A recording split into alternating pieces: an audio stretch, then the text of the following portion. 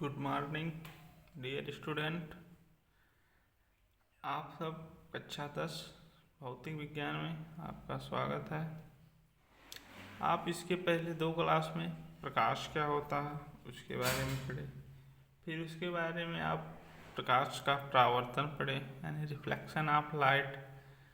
और गाइड्स, आपको कोई दिक्कत हो तो उसको कमेंट के माध्यम से पूछ सकते हैं। अब आज तीसरा टॉपिक है प्रकाश का अपवर्तन। प्रकाश का अपवर्तन किसे कहते हैं? देखिए, आप प्रकाश का परावर्तन अच्छी तरीके से पढ़े होंगे स्टूडेंट, तो आपको प्रकाश का अपवर्तन भी अच्छी तरीके से समझ में आ जाएगा। तो देखिए, प्रकाश का अपवर्तन, परावर्तन में क्या होता था कि उस पर परावर्तक पृष्ठ होती थी, यानी प्रकाश पूरी तरीके से रिफ्लेक्ट वापस लौट जाती थी। लेकिन अपवर्तक पृष्ठ यहाँ पर होगा प्रकाश का अपवर्तन में। तो देखिए, ये यहाँ पे 2 माध्यम लेंगे, एक विरल माध्यम और दूसरा आपका सघन माध्यम। विरल माध्यम यानी जैसे आपके बाहर के हिस्से वायु एक विरल माध्यम माना जाता है किसकी अपेक्षा? कांच की अपेक्षा। यानी सघन माध्यम में हम आप लेंगे क्या? कांच, शीशा। विरल माध्यम, जब प्रकाश की किरण विरल माध्यम से, देखिए डियर स्टूडेंट, प्रकाश की किरण, ये प्रकाश यहाँ से प्रकाशित हो रहा है, प्रकाश की किरण विरल माध्यम से सघन माध्यम में प्रवेश करती है तो अपने मार्ग से विचलित हो जाती है।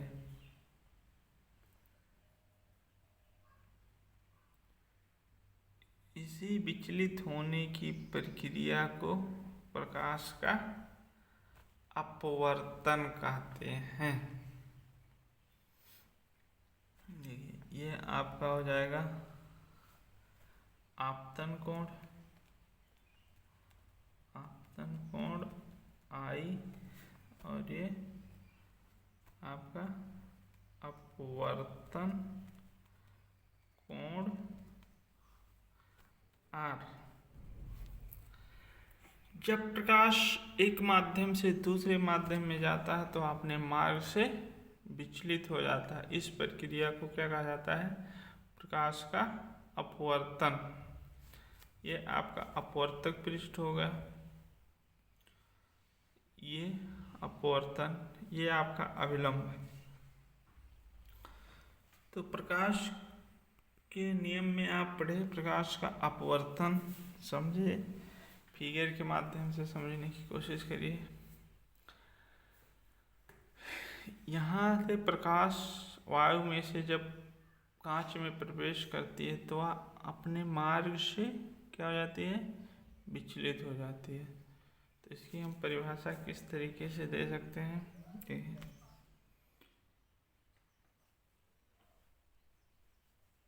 जब प्रकाश एक माध्यम से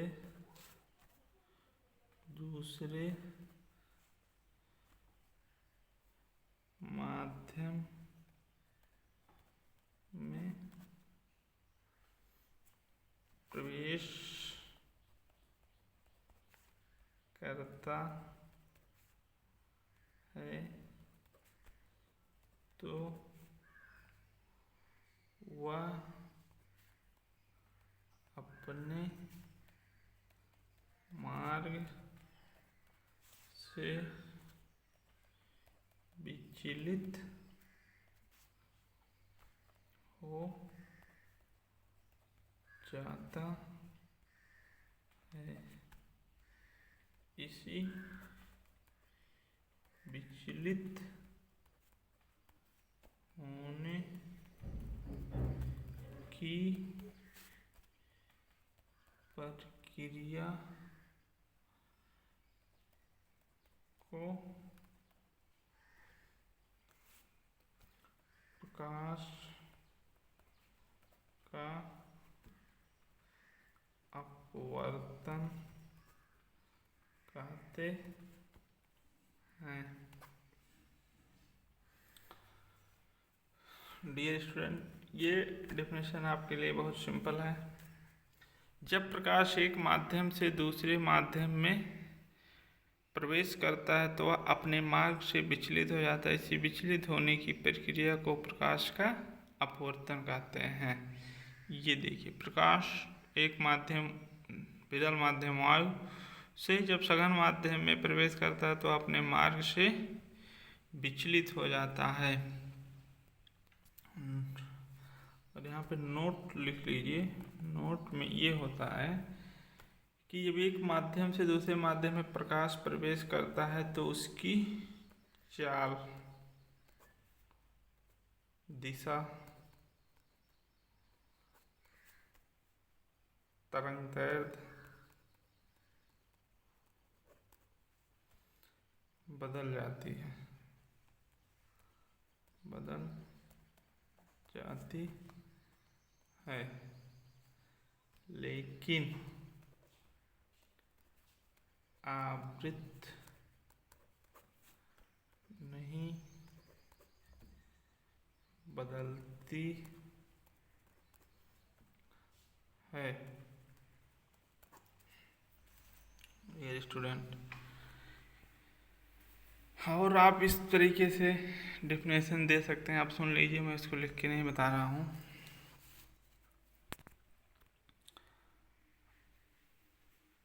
जब प्रकाश सघन माध्यम से विरल माध्यम से सघन माध्यम में जाती है तो वह अभिलंब की ओर झुक जाती है, और दूसरी, जब सघन माध्यम से प्रकाश विरल माध्यम में जाती है तो वह अभिलंब से दूर हट जाती है।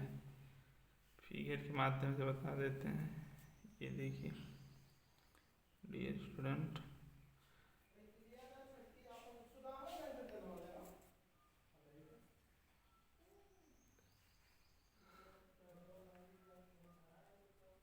ये आपका सघन माध्यम N2, ये विरल माध्यम N1।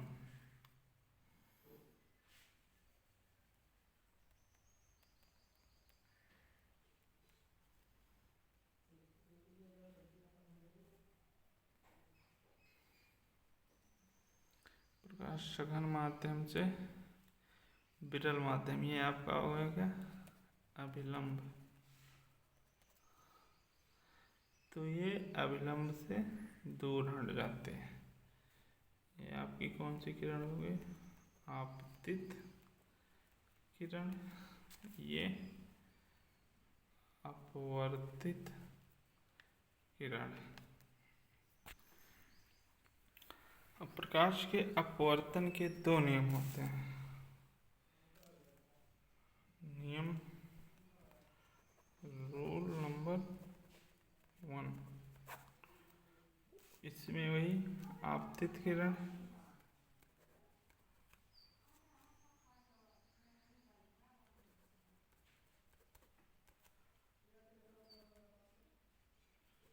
अपवर्तित किरण तथा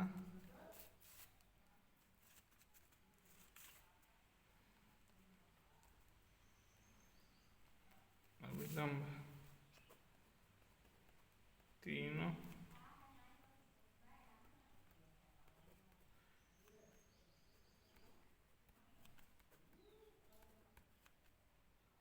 तल में स्थित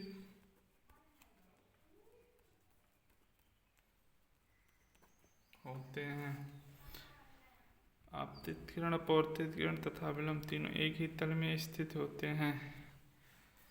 रूल नंबर 2,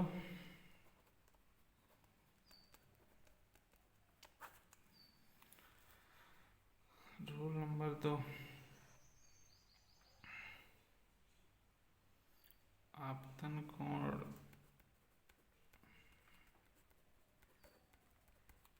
की जे साइन